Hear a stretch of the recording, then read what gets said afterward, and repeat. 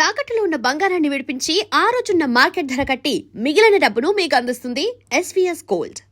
మొన్న ఎప్పుడు ఏదో నువ్వు తాగుతావని అడిగిన దానికి నేను ఏదో చెప్పిన దానికి ఒకళ్ళిద్దరు నువ్వు ఎంత తాగితే ఎందుకు చెప్పడం బయట ఎవరినైనా ఇన్ఫ్లుయెన్స్ పైగా నాకు ఏదో 100 మంది రిలేషన్షిప్ అని అది ఫామ్ అయిన క్వశ్చన్ వేరు. అంటే ఆడియన్స్ తీసుకునే తీరు చెప్తున్నాను. అన్నాడు భయ్యా అదేంటిది ఓ 100 మందితో అని మాట వరుసకి ఆ లైన్ కూడా అంట మాట వరుసకు 100 మంది అనుకోండి అంట. ఎందుకు ఇందాక నేను చెప్పాను చూడండి 10 లక్షలు 5 లక్షలు ఆ యాక్యురేట్ నెంబర్స్ కాదు, ఒక ఇంపాక్ట్ కోసం ఒక నెంబర్ చెప్తా ఉంటాం. అది చెప్పినప్పుడు తను అందరితో మీకు రిలేషన్షిప్స్ ఉన్నాయా ఫిజికల్ గా అంటే అంటే ఉన్న వాళ్ళ గురించి చెప్తున్న దాంట్లో అందరితో ఎందుకు ఉంటాయి అది మన తర్వాత ఎక్స్ప్లెయిన్ చేయలేం. అది వేరే అర్థం అంటే అన్నా అన్న అది చాలు మీకు దాన్ని ఏమంటారు యూట్యూబ్ హెడ్డింగ్స్ ఏమంటారు థంబ్నెయిల్స్. జీవితాలు నాశనం చేయొచ్చండి థంబ్నెయిల్స్ తో. అంటే మీవే అవే ప్లాట్ఫామ్స్ మీవే అవే ఎవరు రాస్తారో తెలియదు కానీ మన దగ్గర ఉండదు సార్. మీ దగ్గర ఉండదు. అంటే ఉండుంటే నేను ఇలా మాట్లాడేవాడిని కాదు, ఉంటే ఇది పార్ట్ ఎడిట్ కూడా చేసేయగలను. బట్ ఇది చెప్పాలని కోరిక ఏంటంటే థంబ్నెయిల్స్ చూసి మా మదర్ ఎన్నిసార్లు ఇన్ఫ్లుయెన్స్ అయ్యారు. నా గురించి కాదు, ఇంకా అవేం రాలా. ఈ 100 మంది అఫైర్ ఉంది ఇవన్నీ మా మదర్ ఇంకా చూడలే. అఫ్కోర్స్ ఆవిడకి నా గురించి ఆవిడకన్నా బాగా ఎవరు తెలుసు అది కాదు, కానీ ఏంట్రా ఎలా పెట్టారు ఎవరైనా ఏదైనా థంబ్నెయిల్స్ చూసి రియాక్ట్ అవుతారు సార్. షాకింగ్ థింగ్ చెప్పనా, అది చూసి వచ్చేస్తారు సార్ జనం కమెంట్స్ కి. ఎందుకంటే వీడియో చూడరు, అంత ఓపిక ఉండదు. ఇదే కదా అని ఉంటాడు టక టక అని. నెగిటివిటీ అన్నది ఎంత ఉంటుందో చెప్పేటప్పుడు టిఎన్ఆర్ తీసుకునే జాగ్రత్తలు ఉండేవండి. ఆ రోజుల్లో ఎక్స్‌ప్లాయిటేషన్ పీక్స్. నాకు పెళ్లి అయిపోయిందని మన యాక్టర్ సత్యకృష్ణన్తో.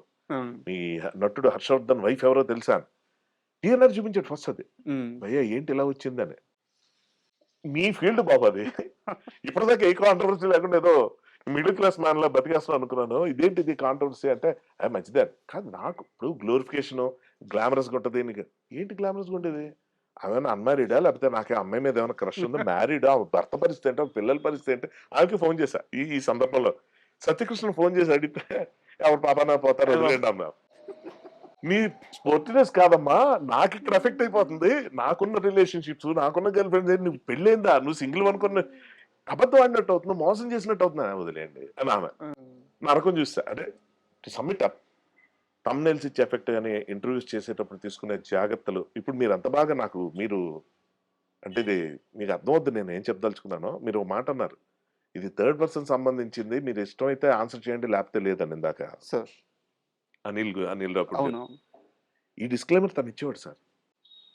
ఇప్పుడు మీ సెక్షువల్ లైఫ్ ఎలా ఉంది అని అడగాలి తను. ఎందుకు సింగిల్ గా ఉంటున్నావు కదా ఏంటి నీ పరిస్థితి. తను అన్నాడు మీకు ఇది పర్సనల్ టాపిక్ అండి, మీరు చెప్పాల్సిన అవసరం లేదు, బట్ చూసే ఆడియన్స్ కదా ఒక ఫీలింగ్ ఉంటుంది కదా, సింగిల్ గా ఉంటున్నాడు అంటే వీడు ఏం చేస్తున్నాడు, అదర్వైజ్ ఎలాగా ఎంటర్టైన్ అవుతున్నాడు ఏంటి అని. అది చెప్పండి అని చెప్పంటే అది మీకు అభ్యంతరం అయితే వదిలేండి అంటే చాలా ఇంపార్టెంట్ క్వశ్చన్ అండి, మీరు అడగండి చెప్తానని తనకి చెప్పా. ఏంటంటే ఈ క్వశ్చన్ భయపడి పెళ్లి చేసుకుంటారండి అబ్బాయిలు. ఎరా అంతేనా మరి పరిస్థితి ఏం లేదా ఇలా మాట్లాడే వాళ్ళు ఉంటారు ఫ్రెండ్స్ కానీ రిలేటివ్స్ లో కానీ రకరకాలుగా. అంటే ఫిజికల్ ఇనబిలిటీ ఏదో ఉంది అని ఒక లోకుగా చేసి మాట్లాడడం, వాడి మీద జోకులు వేయటం, కర్మగాలు అలాంటి సొసైటీలో ఉంటున్నాం మనం.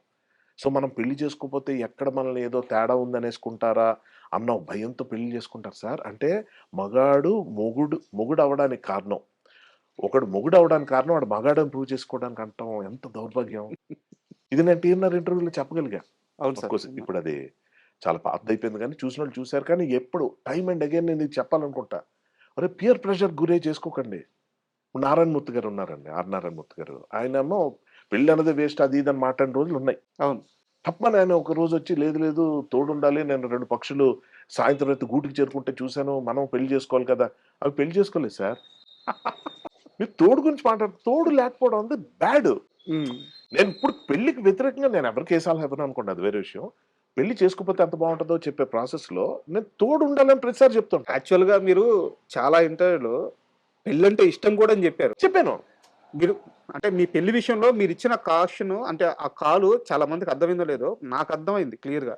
మీరు ఏమంటున్నారంటే పెళ్లి చేసుకోకూడదని లేదు, బట్ ఒక అమ్మాయిని పెళ్లి చేసుకుంటే ఆ అమ్మాయి కోసం నేను ఏమైనా చేసేయాల, అప్పుడు అలా అనిపించే అమ్మాయి నా లైఫ్ లోకి రావాలి. సో ఇప్పుడు దాకా రాలేదు. అలా అనిపించే అమ్మాయిలు రారు సార్, అలా మనమే అవ్వాలి ముందు. ఆ అమ్మాయి ఇలా ఉంటే నేను చేస్తానంటే నువ్వెందుకు ఎవడం చేస్తాడు. టీఎన్ఆర్ ఇంటర్వ్యూస్లో ఉండేవాడిని. సార్. ఇంత క్లియర్‌గా ఎంత దీనిగా ఉన్నప్పుడు నేను ఈవెన్ ఆర్ నారాయణమూర్తి గారి ఇంటర్వ్యూ ఆయన దాంట్లో చూడండి. అప్పుడు వెర్షన్ వేరేగా ఉంటుంది. ఇప్పుడు వేరేగా ఉంటుంది. నేనేమంటానంటే ఎవెన్చువల్లీ అండి ఒక 50 ఏళ్ళు వచ్చేసారు ఇప్పుడు నాకు. ఇప్పటికి నన్ను పట్టుకొని ఇదే క్వెషన్ అడుగుతుంటే నేను అదే అంటా. ఒక్కడిని చేసుకోకపోవడం వల్ల వచ్చే నష్టం ఏంటి? అసలు ఇంతమంది ఎందుకు చేసుకుంటున్నారు? అదే కదా క్వెషను. పాపులేషన్ పెంచేసి, పొల్యూషన్ పెంచేసి ఏం కర్మ ఇది? కరప్షన్ పెరిగిపోతుంది దీనివల్ల, దానివల్ల. సరే ఆ నీతులను పక్కన పెట్టేద్దాం. ఒకటే చెప్తా. మన ఫిలాసాఫికల్‌గా తీసుకున్నా, సైన్స్ పరంగా తీసుకున్నా, సైకాలజీ పరంగా తీసుకున్నా, ఒక ఏజ్ వచ్చిన తర్వాత అన్నీ వదులుకోవాలి. తిండి, ఆహ్, వ్యసనాలు, బంధాలు అన్నీ వదులుకొని ఒక నిర్వాణ, ఒక వైరాగ్యం అది అవలంబించుకోవాలని చెప్పే శాస్త్రాన్ని నమ్మే ప్రతి మతంలో ఉండే ఈ పాయింట్‌ని ఎందుకు విస్మరిస్తున్నారు అందరూ? కుటుంబం లేకపోతే అవ్వదు, ఇది లేకపోతే అవ్వదు అనేది ఎందుకు వస్తుంది అన్నది క్వెషన్. సార్. ఎప్పుడైతే నువ్వు కంపెనీ అవ్వలేకపోతున్నావో నారాయణమూర్తి గారిలాగా ఫీల్ అవ్వాల్సి వస్తుంది. నేను ఎందుకు ఆయన పేరు ఇన్నిసార్లు చెప్తున్నానంటే, అలాంటి వాళ్ళు చెప్తే మెసేజ్ వెళ్తది సార్ జనానికి. అవును. మీరు పెళ్ళే కదా ఎంకరేజ్ చేస్తున్నావు. ఆడు ఎప్పటికైనా చేసుకుంటే హ్యాపీగా ఉంటాడు. ఎవ్వరు ఉండరు సార్ అలాగా. మీరు ఎవరిని ఆపొద్దు. ఎవరిని చేసుకోమని చెప్పొద్దు. మీరు ఇందాక అన్నట్టు వ్యక్తిగత పెళ్లి వద్దని ఎవరికి చెప్పట్లేదు. వద్దని చెప్పడం ఎంత తప్పో, చేసుకోమని చెప్పడం కూడా అంతే తప్పు. హ్మ్. ఈ మాత్రం అర్థం చేసుకుని ఆవిడ చావుగాడిని వదిలేస్తాం. బట్ వాట్ ఎ పర్సన్ భలే గుర్తు చేశారు టీ అన్నారు. ఇలాంటివి ఎన్ని ఉంటాయో. అమృతం సీరియల్ మీరు శివాజీ రాజా గారి తర్వాత మధ్యలో వేరే యాక్టర్ చేశారు. తర్వాత మీరు నరేష్ గారు. నరేష్ గారు చేశారు. తర్వాత మీరు థర్డ్ యాక్టర్. సార్ నరేష్ గారు చేసింది చాలా తక్కువ ఎపిసోడ్‌లు. హ్మ్. వారిని పక్కన పెడితే శివాజీ రాజా గారు చాలా లౌడ్ యాక్టర్. ఎక్స్‌ప్రెషన్స్ గాని, డైలాగ్స్ గాని ఒక ట్రైనింగ్ తీసుకొని ఈ పర్టిక్యులర్‌గా ఈ యాక్షన్ ఇలా ఉండాలి. మెజర్‌మెంట్స్‌తో చేసే యాక్టర్ లౌడ్ ఎక్స్‌ప్రెషన్స్ ఉంటాయన్నమాట. చిన్న జర్క్ ఇవ్వడం గాని, అట్ట చూడడం గాని అట్ట. అలాంటి ఒక ఎక్స్‌ప్రెషన్. మీది చాలా కంపోజ్డ్‌గా ఎక్కడ నేర్చుకుంది కాకుండా మీకు స్వతహాగా వచ్చి చాలా కంపోజ్డ్‌గా. బట్ ఒకే సీరియల్‌లో ఆయన అంతే ఇంపాక్ట్ ఇవ్వగలిగారు. మీరు అద్భుతమైన ఇంపాక్ట్ ఇవ్వగలిగారు. ఎవరు తగ్గలేదన్నమాట. సో, ఆ క్యారెక్టర్‌ని ఎలా బ్యాలెన్స్ చేయగలిగారు? అంటే నేను అడిగేది అర్థమవుతుందా? నేను కరెక్ట్‌గానే అడగగలుగుతున్నానో లేదో? చాలా బాగా అర్థమైంది. నేను అంత బాగా చేయడానికి కారణం ఒకవేళ మీరు అన్నదే నేను చెప్పాలనుకుంటే, దానికి ఇంత ఆలోచించకపోవడం, ఇంత అర్థం చేసుకోకపోవడమే. ఎప్పుడైతే మీకు అనాలిసిస్ స్టార్ట్ అవుద్దో ఇందాక నేను చెప్పినట్టు రజనీకాంత్ సిగరెట్ లాగా అయిపోద్ది సార్. హ్మ్. ఎక్కువ ఫోకస్ పెట్టి జాగ్రత్తగా చేయాలి, బాగా చేయాలి, బాగా చేయాలి, బాగా చేయం. హ్మ్. జీవితంలో ఇది ఒకటే ఎపిసోడ్ కాదు కదా. ఇది సరే. ఒకటే రోల్ కాదు కదా. ఇది ఒకటే సినిమా కాదు కదా. సరే. చేసుకుంటూ పోదాం. సో, అవేం పెట్టుకోలేదు మీరు. అస్సలు ఉండదండి నాకు. ఎప్పుడు ఉండదు. హ్మ్. హ్మ్. ఇప్పుడు కాదు ఎప్పుడు ఉండదు. అలా ఉండనోళ్ళే హ్యాపీగా ఉంటారు. ఫస్ట్ ఆఫ్ ఆల్ హ్యాపీనెస్ గురించి మాట్లాడుతున్నా. శివాజీ రాజా గారు ఎలా చేశారు? ఆయన కన్నా నేను బాగా ఎలా చేస్తాను సార్ ఆయనకన్నా బాగా నేను. సరే. ఆయనలాగా చెయ్యాలని చూస్తే అప్పుడు ఆయన కన్నా బాగా చేయాలని చూడాలి. కరెక్ట్. కరెక్ట్. నాకేమొచ్చో అదే చేస్తున్నా. అందుకే పెట్టుకున్నారు నన్ను. అసలు హ్మ్. నేను అప్పటిదాకా కామెడీయే చేయలేదు. హ్మ్. అన్నీ ఒక భగ్న ప్రేమికుడు, యాంగ్రీ యంగ్ మ్యాను, కస్తూరి, రుతురాగాలు ఈ సీరియల్స్ అంతా డ్రగ్ అడిక్ట్ ఇలాంటివి ఉండేవి. బాగా హెవీ ఇంటెన్స్ బాగా హెవీ డైలాగులు చెప్పడం అవన్నీ ఉండేవి. కామెడీ ఒక్కసారి సడెన్‌గా ఫాట్‌మని అమృతంలోకి వచ్చేసరికి అది గంగరాజు గారికి ఉన్న కాన్ఫిడెన్స్ ఏంటి? ఏలేటి చంద్రశేఖర్‌కి ఉన్న కాన్ఫిడెన్స్ ఏంటి? అసలు ఎక్కడి నుంచి మొదలైంది? ఎలా వచ్చింది? అని నాకు నిజంగా తెలీదు. నా హెయిర్ స్టైల్ అప్పటిదాకా చూడండి నా ముందు మీరు ఎప్పుడైనా యూట్యూబ్‌లో అట్లా చూస్తే నా హెయిర్ స్టైల్ డిఫరెంట్‌గా మొత్తం విపరీతంగా మార్చేసాం. మీసం వెరైటీగా పెట్టి క్యారికేచర్ ఏస్తే ఇది అమృతం. హ్మ్. ఆ కళ్ళద్దాలు, ఈ అవును. పెన్సిల్ కటింగ్ మీసం. అవును. ఈ 2 పెడితే క్యారికేచర్ ఏస్తే ఇది అమృతం అని చెప్పేసే ఒక లుక్ తీసుకొచ్చారు. సార్. అంటే బహుశా మీరన్నట్టే Gangaraju garu as a creator, as a విజనరీగా శివాజీ రాజా గారికి, నరేష్ గారికి ఉన్న అడ్వాంటేజ్‌లు ఈడికి లేవు. అంటే ఏంటి? వాళ్ళు యెస్టర్ ఇయర్స్‌లో హీరోస్‌గా చేసి బాగా నరేష్ గారు ఎలాంటి సినిమాలు చేశారు సార్. సార్. శివాజీ రాజా ఆఫ్‌కోర్స్ ఆల్ టైమ్ కమెడియన్‌గా ఆయన బాగా సక్సెస్‌ఫుల్‌గా ఆయన టైమింగ్ టెర్రిఫిక్.